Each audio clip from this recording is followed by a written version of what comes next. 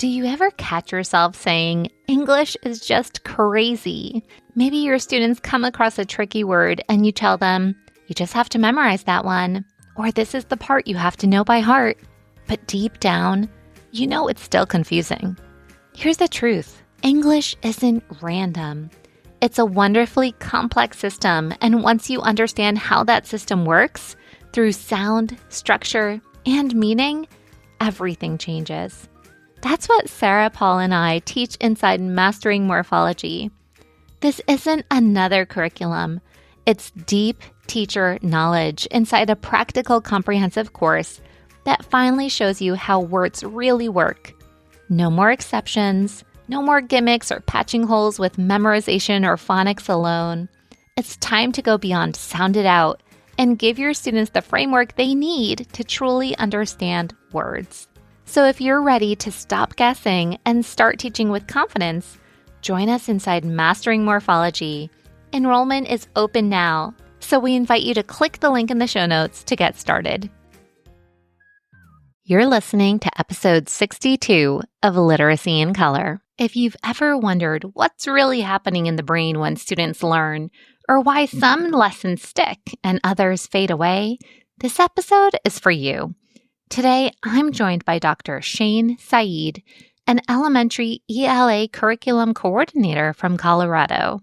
She holds a doctorate in executive leadership with an emphasis in educational equity, and she's passionate about making strong instructional practices accessible to every teacher and every student.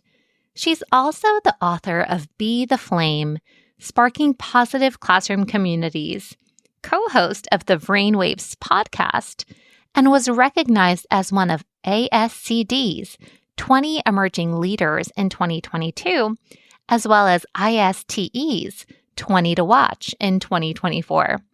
She's also co-developed a structured morphology program for grades 4 to 5, built on the principles of structured literacy for her own school district. I'd say that Shane's superpower is taking complex research on how the brain learns and turning it into simple, actionable strategies teachers can use tomorrow. In today's conversation, we're unpacking what every teacher needs to know about how memory really works, why retrieval practice and spacing matter, and how desirable difficulties can help learning last. Let's jump in. Welcome to the Literacy in Color podcast. I'm your host, Michelle Sullivan, a science of reading advocate with over a decade of experience as a reading interventionist and literacy coach. I'm passionate about making evidence-based instruction both effective and engaging. If you're interested in captivating our learners on reading fluently and understanding language, or as I like to call it, keeping it colorful, then you've found the right place. Each week, we'll explore intriguing lit bits and practical strategies around the science of reading and structured literacy to help you be colorful and teach colorfully. Are you ready to bring literacy to life? Let's color outside the lines and make an impact together. Hello, everyone. Welcome back to another episode of Literacy in Color.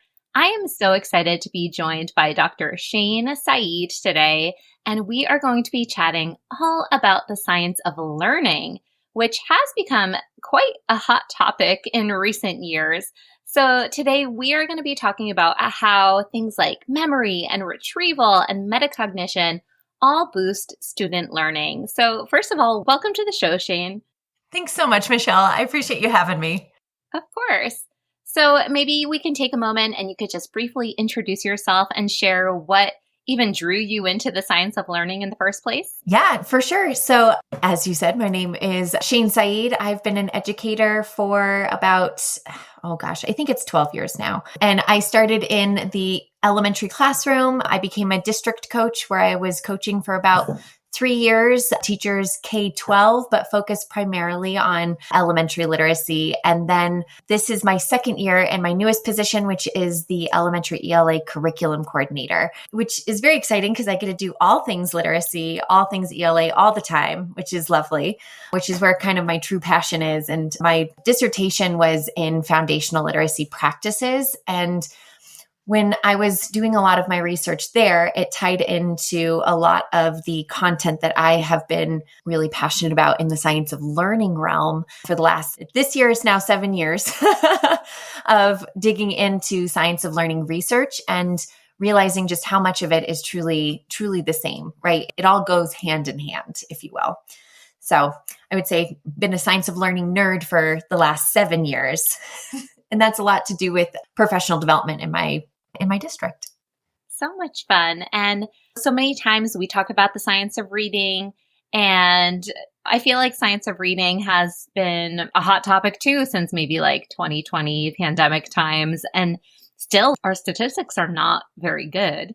And when I think about that, I'm like, a lot of schools are enveloped in getting quality professional development and learning all the things and becoming more knowledgeable on best practices in literacy. But sometimes the disconnect is the implementation part. And how do we get this knowledge into our students and having that kind of transfer where we can make more of a profound impact? So maybe we can start right off the bat into memory. And so can you break down all the different types of memory in a way that's easy for us to understand? Yeah, definitely. And while you have me thinking about it, Michelle, when you say that it's difficult to transfer like knowledge to students, like Dr. Louisa Moats quite literally has written a paper that, teaching reading is rocket science. It is actually very high level. So all of you teachers out there that are doing this work, it is important work and it is hard work.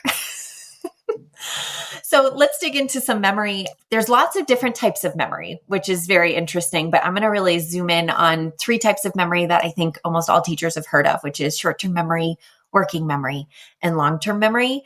And I kind of want to use a metaphor to help us really grasp onto the concept. So I'm going to use a cooking metaphor because hopefully all of us have at least had some experience cooking and looking at recipes that we can really glom onto that understanding. So the first is a short-term memory, and our short-term memory is about 15 to 30 seconds in length. And usually we take about 5 to 9 chunks of information away from our short-term memory.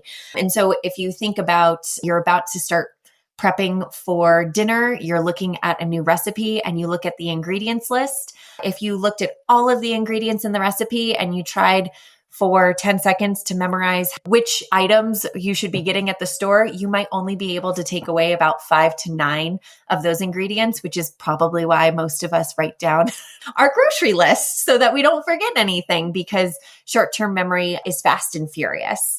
Whereas working memory, I think working memory and short-term memory sometimes get mixed up. So some people are like, oh, I have terrible short-term memory. And I want to say everyone has terrible short-term memory. But with working memory, it's similar to like a sticky note for the brain. It's really actively working with current information in front of us. So right now, your working memory, listeners, is right here on this podcast. You're actually working with the information that you're hearing in your earbuds or through your car speakers. And when we think about it in relation to cooking, right? While you're cooking, you're able to track your recipe. Maybe you're keeping track of which step you're on, the ingredients that you're using, your cook time, right? On maybe the oven or the stove. And all of that we can work with. But the second that we take our attention away from that recipe, like you've cooked the meal, you've eaten the meal, we probably aren't holding on long-term to all of the information that we were working with while we were actually cooking the meal. So that's the working memory component. And then long-term memory is really secure memory that we've stored and can really easily retrieve.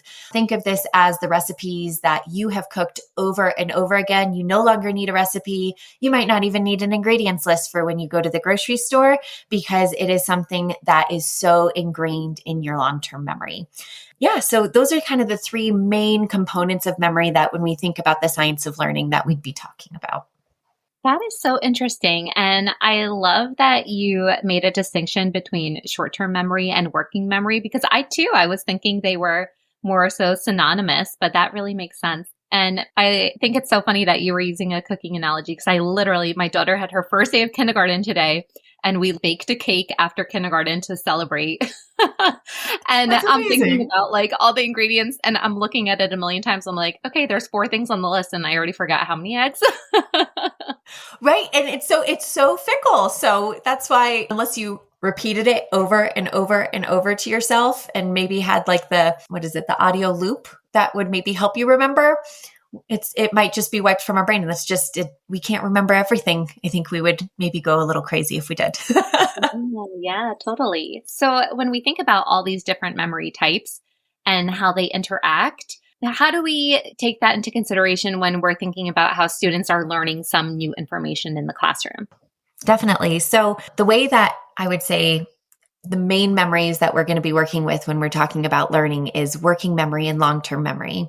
And it's not a one-way path, working memory to long-term memory. It's actually a dual path. So anytime that you are retrieving information that was learned, you're pulling it back into your working memory. So relating it to literacy, if you have students in kindergarten that are learning some digraphs for the first time, they will maybe learn digraph SH, know the sound sh, and they learn it one day. And then the next day, their teacher shows them perhaps their sound deck with their digraph on it. And it's okay, this is digraph SH. What sound does digraph SH make? And students are pulling that information from their long-term memory back into their working memory to readily work with it. So it's multiple spaced rehearsals between long-term memory and working memory. Oh, that's so interesting. Because I think too, a lot of people will have this assumption that the goal is to put things into long-term memory for good and it stays there. Yeah, no, we're constantly pulling it back into that working memory. And we spend so much time encoding information to students that sometimes we even forget to ask them to retrieve it from their long-term memory. And so there's a possibility it's not even stored because there was zero rehearsal. Yeah. So maybe you can walk us through a specific example of how our brain takes our information and turns it into memory that lasts.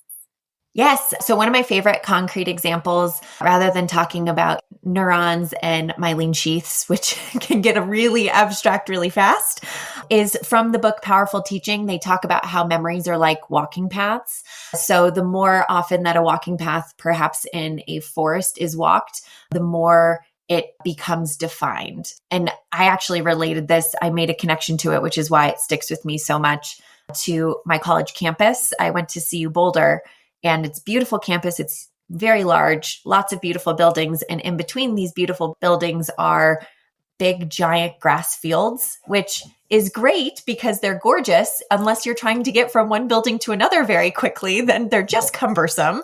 And so what I noticed when I was going to school there was people would walk across these fields, but they would walk across them in the same path. And so over time, the green grass would turn to dead grass, and then the dead grass would turn to dirt. And finally, I think maintenance gave in and they bricked a path across the field so people could walk across the field without ruining more grass. But that's the same way that memory is really made. The more times that we actually travel a learned path, the more concrete it becomes in our brain. So again, it's that rehearsal over time from working memory to long-term memory is really what solidifies long-term memory.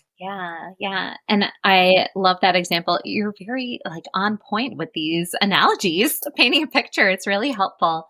And even just on a personal note, I think back, I recently had my 20-year high school reunion and people were telling stories and I'm like, I don't remember that at all. And I think about certain friends groups stay together after high school and they would retell these stories. And for years and years, they would retell these stories. And so they're more ingrained for them. And for me, it was okay, it happened and that's it. And now you're talking about it. I was totally gone. And I think this just holds true for so many things, in life and in learning and when we connect it to content. Definitely. Well, and fun fact, there is also long-term memory objectiveness. So the more often perhaps an experiential memory is walked or remembered, it could potentially change depending on who you're talking about it with and what you remember and what that person remembers. So it's really interesting the ways that our memories work. We're actually, it's like a Wikipedia page. We might be constantly rewriting our memories, which is also very interesting. So interesting. The subjectivity that goes into it too. Exactly. So when we think about designing our lessons, do you have any recommendations on how teachers can intentionally design lessons so that new information really has its best chance at being remembered? Yes. So Because I know you sent me some questions to think about prior to our conversation, and I started making a list, Michelle, and it got really long. I went, okay, no, keep it to 3 things that are succinct. So here are my 3. There's so many things that we could do, but here are 3 you might consider. We could making sure that we're making explicit connections between the new content students are learning. And then, of course, making sure that we're Velcroing it to previously learned content, background knowledge, or funds of knowledge to students.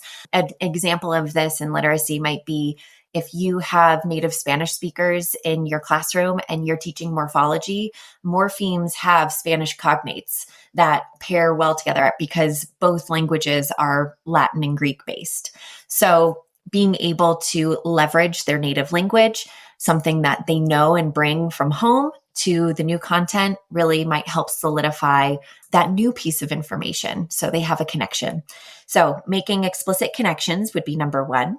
The second one is that as you are planning your lessons and thinking about how you're delivering content, to chunk your content and making sure that you're allowing for processing time and not just plowing ahead, because we want to reduce cognitive overload in students and provide opportunities for them to potentially, make those personal connections or even just grapple with the new information so that they have time to actually process it. And then keeping our multilingual learners in mind, making sure that they also have processing time as well. And so I know that coming from the classroom, you always feel like you have to move quickly because there's so much to get done. But if we take our time and we slow down and we truly do chunk content, we tend to do actually a lot less reteaching in the future. So think of it as saving yourself time later on.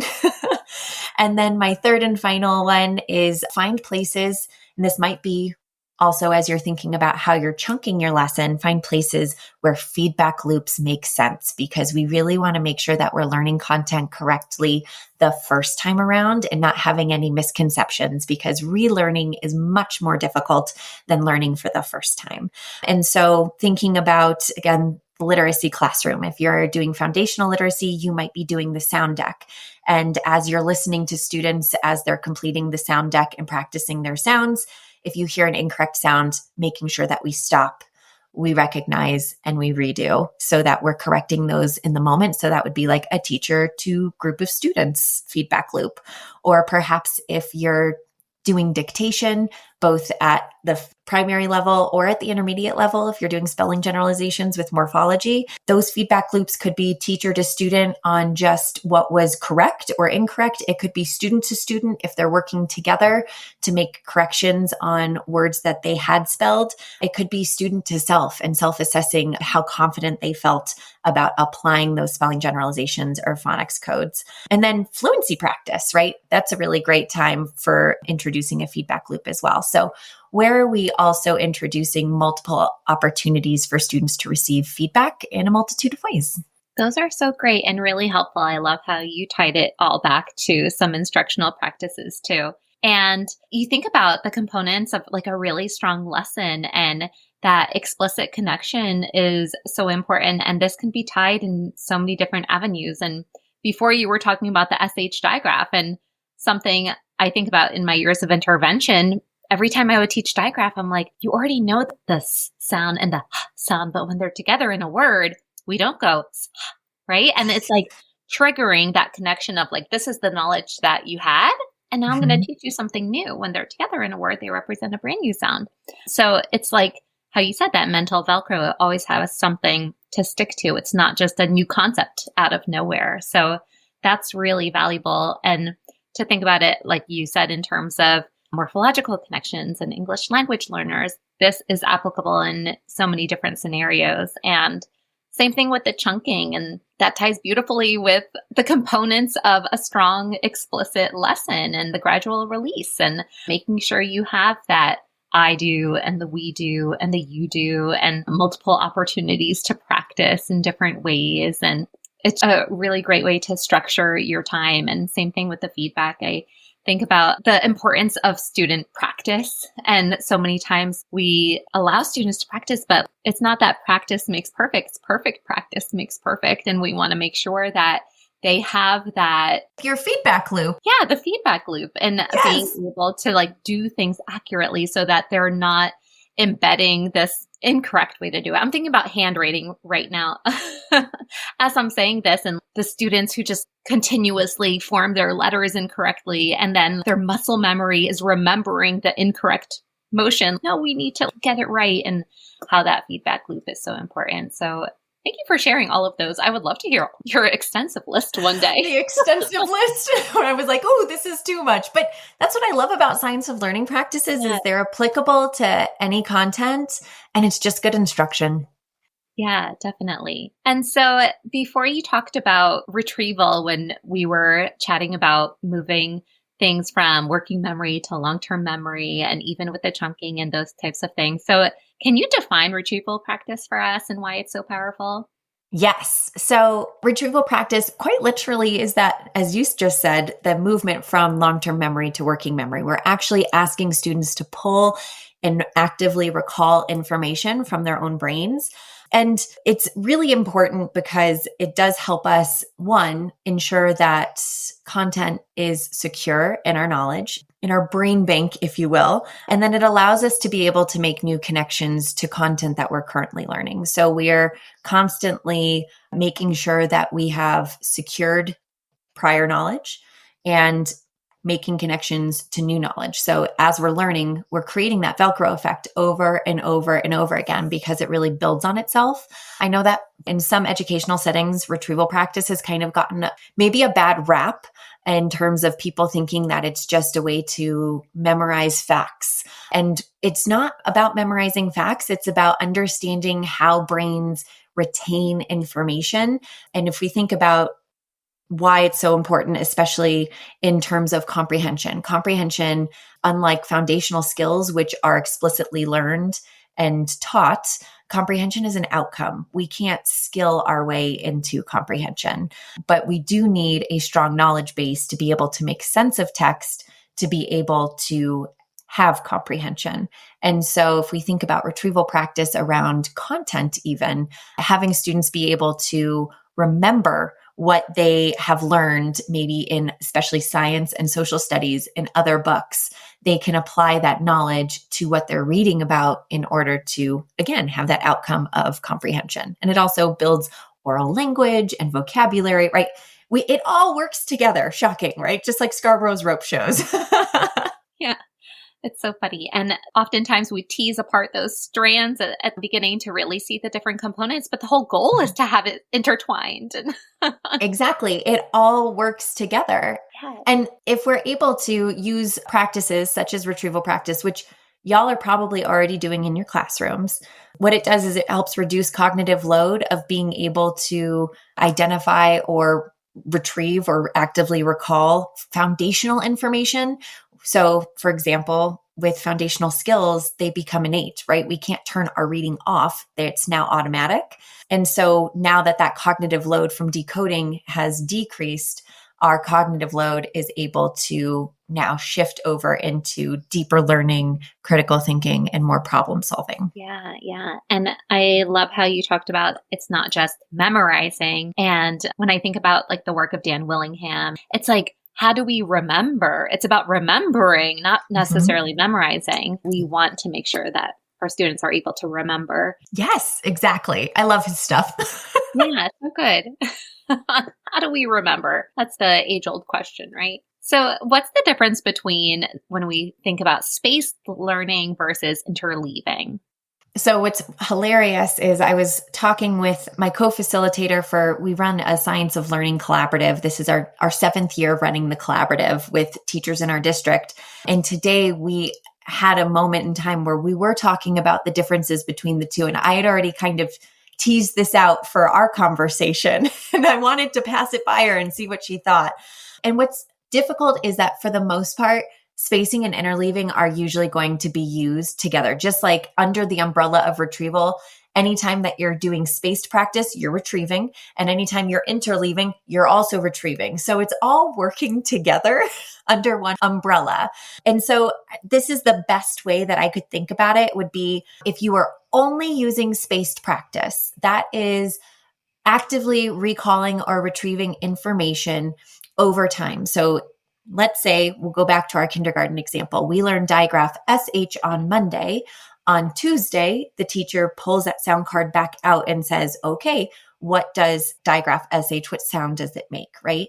So that's, again, spaced practice. Now it's been one day. Now let's say she puts that card in the deck and they don't see it until Friday. So that's more spaced practice. So anytime that you're actively asking your students to recall information that has already been learned, you're using spaced practice. A lot of curriculums used spiral review, and that is a type of spaced practice, but it's not as diagnostic as a teacher could use when realizing that perhaps we're on the cusp of forgetting a concept. And so I need to bring that concept back to make sure that it does stay secure in our long-term memory. Whereas interleaving is when we mix up different topics or different concepts and retrieve them together. And that would be within the same content area. So the example that I give is, we don't want to interleave in fourth grade and have students define a simile and then do a division problem. Like, that's not interleaving. But if you did have them define a simile and then define a metaphor and then define a hyperbole, like, those are three separate concepts that they learned at different times, and you are mixing the three together. And so I'll bring it back again to foundational practices in literacy. Anytime that teachers are using a sound deck at the beginning of their foundational skills block, and they are consistently bringing back the phonograms that they've already learned, that's spaced practice. And it's interleaved because you are adding consistently to your sound deck as you learn new sound. That's really helpful. I love the slight nuance between them, because we'll see or hear some of these terms and it's like, wait, what's that mean exactly? So that paints a really clear picture. And I hope this is also encouraging to those listening who are like, wait, I do that. So it's like, yes, you're doing a lot of the science of learning practices that are out there. And sometimes it's just putting a name to it to understand what exactly you are doing. Some of it's just really good teaching. Definitely. And that's one of the things that we've worked with the teachers in our collaborative, and it's grown. So we started out as like a group of like 15, and then the pandemic happened and we went down to like 2 years of like 6 or 9. And now we're back up year 7 to 72 participants this year, which is pretty exciting. And the biggest thing that we find that people want to engage in the collaborative is because they realize, oh, it's stuff I'm already doing. But rather than letting it happen naturally, we're being more intentional with how we are diagnosing whether or not we should be spacing practice on particular concepts or interleaving particular concepts. So we're just being a lot more intentional with our planning around those practices rather than just having them happen naturally. I love that. And then this collaborative, is it virtual or is it local to your community? So it's within our district. It's a little bit of both. So it's just teachers within my school district, but we do realize that it's really hard to get together every single month. It's teachers PK-12. So we have a very large group of teachers and a lot of different schools represented and a lot of different schedules. So we kind of do an on and off month where one month we're in person. So last night we met for the first time. We were all in person. And next month is October and everyone has conferences. That's a really hard month. We're not going to ask you to come in for 2 hours. So we hold virtual meetings on every other month so that teachers that can't make it because they have conferences, or those months tend to fall during conferences, holidays, and testing time, which is pretty great, that they can catch the recording and then join us again in person. So we're trying to make it as flexible as possible, knowing that, teachers are humans too, while also recognizing that we're already doing all this stuff in our classroom. So let's come together and make time to talk about it. That's amazing. Kudos to you guys. That sounds like such a special community of professional learning. Very, very cool. I would say I'm very lucky. These teachers are incredible. It's awesome to be able to work with them. Yeah, totally. You made things like interleaving and spaced learning feel really understandable. But another term that sounds super scary is metacognition. So maybe you can explain that to a busy teacher who is trying to deepen their knowledge about science of learning. Definitely. So, as you said, metacognition does sound scary at first, but it is essentially thinking about our thinking. And when we are allowing students or giving them the space to accurately reflect on their understanding of learned content, we're basically helping them be able to be the drivers of their own learning, because it's a very powerful tool to be able to identify what you know and what you don't know yet. And so developing metacognition is, I would say, it's something that we start doing from a very young age, where it's teachers in kindergarten, right? You might do a thumb survey, right? Like, I feel really good about this. I feel okay about it. I'm not quite sure yet, that yet being very important. But metacognition can really help not only for supporting reflection, but it can support goal setting. And it also can help with emotional regulation, which is also pretty important. So it's a way to not only dig into our academics, but also to help us with our, I would say, the soft skills and more executive functioning as well. Yeah, I was just going to say that. I'm like, this reminds me of all that executive functioning kind of stuff. And I love that active view of reading with Nell Duke and how it brings in a lot of the executive functioning, because we know it's not just about the content. The kids are bringing so much more to the table. So to assist them with that, I think is really powerful. So you also mentioned when we were chatting earlier about desirable difficulties. So what are desirable difficulties exactly, and how do they help students learn more effectively? So desirable difficulty is another term for productive struggle, but I really like, it's a term that I have co-opted from, again, the authors of Powerful Teaching, Dr. Pooja Agarwal and Patrice Bain. And they talk about desirable difficulties as the ability for students to be able to work with information that it's maybe a little bit more challenging, and that's okay, right? Challenging is okay, but we want to make sure that it's within the student's zone of proximal development. So we're not going to let them just give up, right, on things that might be hard, but we're going to help them process through, hey, this is difficult, but we're going to, still work with the content to come to an outcome. And desirable difficulty is really helpful for memory, because the more that we actually work with information and process it, the more that it actually sticks in our long-term memory. So, that tip of the tongue feeling that sometimes we have when we're like, what is that word that I'm trying to reach? And then you finally think of it and it sticks in your brain for much longer than just that moment that you needed it. I think back to an example. Earlier this summer, my mom came up I live in Boulder and she lives in Denver, and she wanted to do a workout together, which was really fun. And she was trying to explain some article that she read about how to work out. And she goes, you work out your muscles and you lift, and then you go until they're really tired. And I can't think of that word right now. And I was like, I totally know what word you're talking about, and I can't come up with that word right now. And so for days, the two of us just spun on like, what was that word? And a week later, I text her and I go, it was failure. Failure. We work out to failure. But now it's stuck in my brain, right? Like, I was working with it. I wouldn't say that was necessarily a desirable difficulty, but just a way to think about that moment where you're really chewing on something. It does actually help move that content into long-term memory because you've worked with it a lot more. You almost get like double the rehearsal, if you will. So it's a great thing to support memory. And I'll give this quick caveat. Productive struggle, desirable difficulty is fantastic if the students have what they need to be successful. But productive struggle and struggle are two very different things. And so if we are noticing that a student is just struggling because they don't have the tools to be able to meet the need, then we do have some reteaching to do or an intervention to do. We don't want to sit there and say, keep going. This productive struggle is good for you. That is disheartening. So it's important for us as professionals to know what is the line between productive struggle and then just struggle. Yeah, 100%. It's like, we don't want to see them drowning, and come on, you'll get out of it.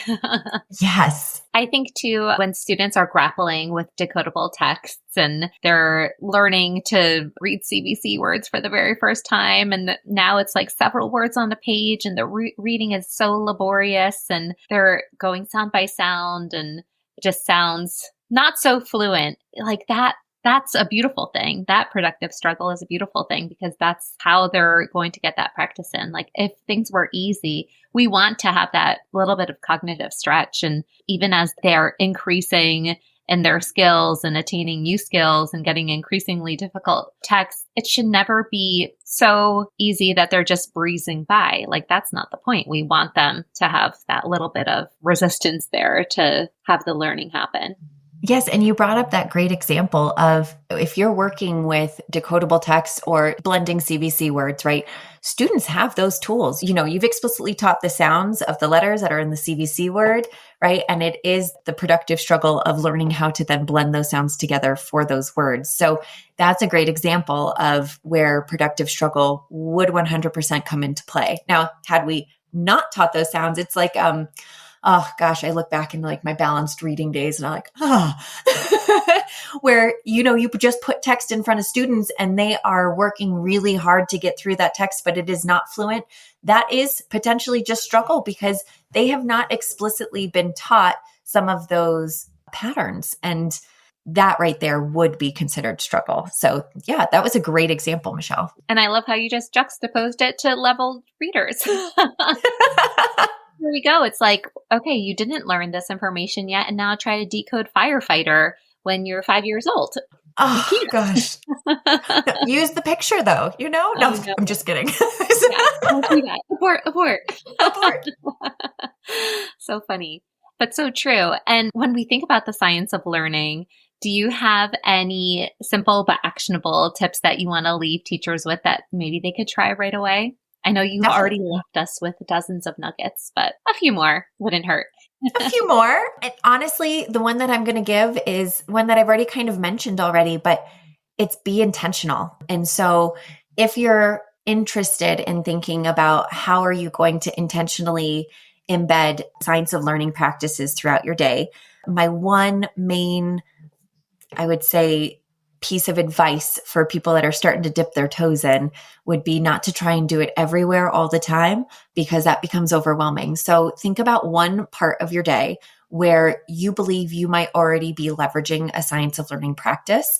And then think about how you're going to make sure that it is kept routine. Think about how you're going to build in that feedback loop and then make sure that you're keeping it diagnostic. So really tracking how students, one, are metacognitively feeling, helping them calibrate their metacognition. We always have those students that are like, I got it. I totally know. And you're like, not yet. You don't. It's okay. We'll get there, but you don't yet, right? We want to help calibrate them, or the student that's like, I never get this. And it's like, but you do, you know it, right? We want to help bring them up. And so bringing it back to being really intentional, think about one part of your day where you can embed a science of learning routine, or where you're already using what would be considered a science of learning routine or practice, like your sound deck, and think about how you might elevate it by paying attention, being more diagnostic, providing more feedback.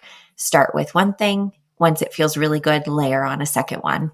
But yeah, that's kind of I would say my simple actionable tip. I wouldn't say like there's one thing everyone should try because it's going to look different in everyone's context. Yeah, that's so smart. I appreciate that it's not a one size fits all and we have to take our own knowledge base and also our day into consideration. And we have to chunk our day and think about which chunk we're going to exactly out in. And now I have to ask, when you were talking about calibrating the student's metacognition, what would you say to a student who's like, I know it, but they don't really?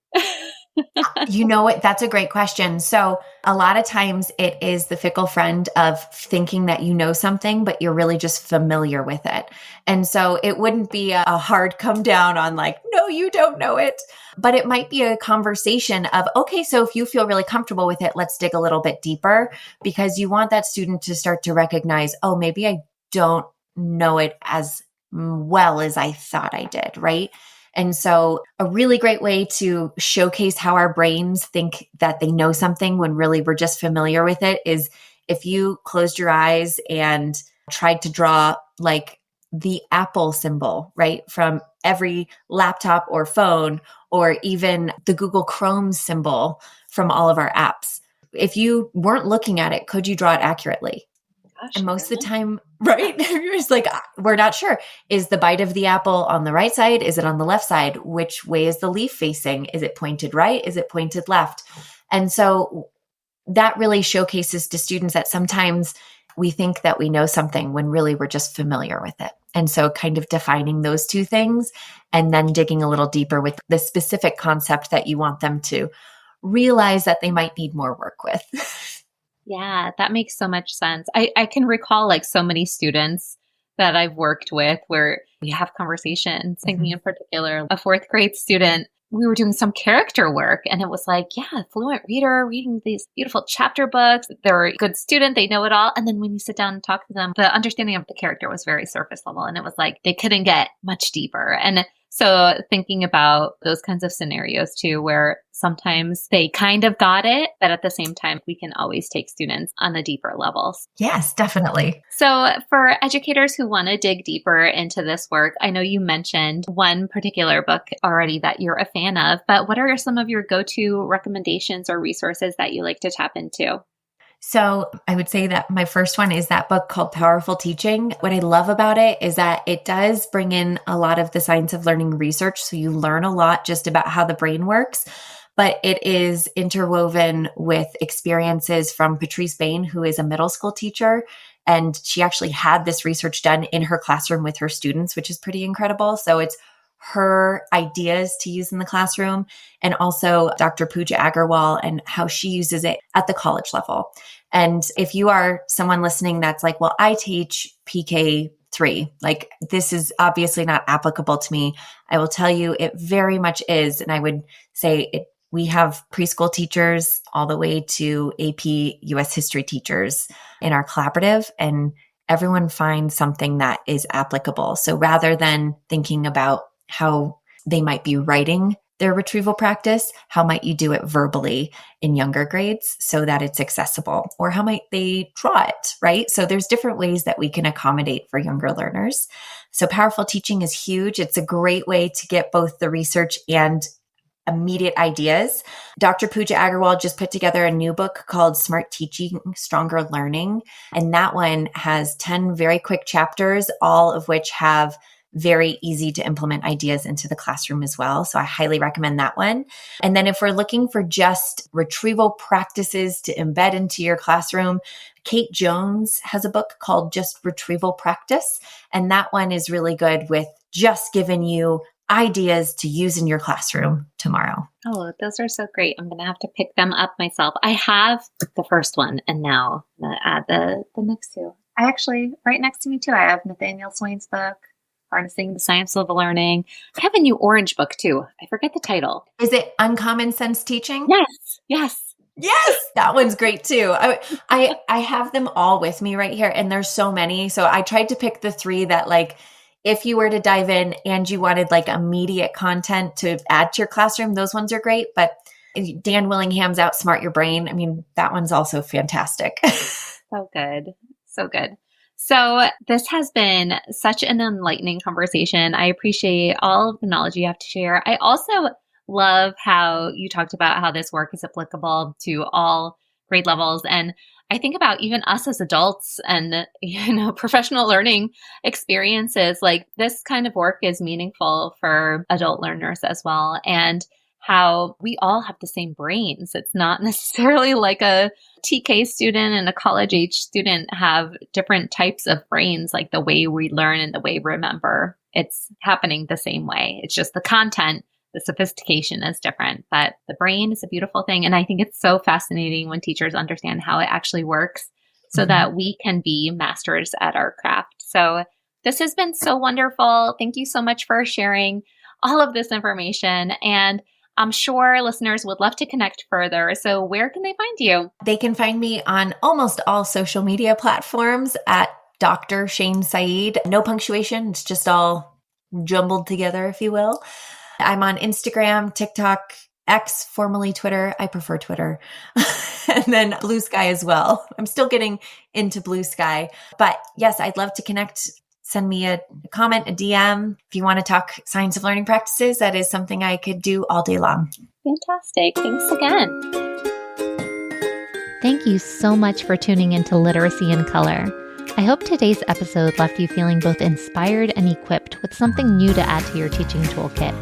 If you're enjoying this podcast, it would truly mean so much to me if you'd leave a 5-star review. It helps other educators find the show and join our colorful community. And don't forget to hit the follow or subscribe button so you never miss an episode. For more tips, tools, and resources, be sure to check out the links in the show notes at michelleandthecolorfulclassroom.com. Thanks again for listening, and I'll catch you next week. Until then, be colorful and teach colorfully.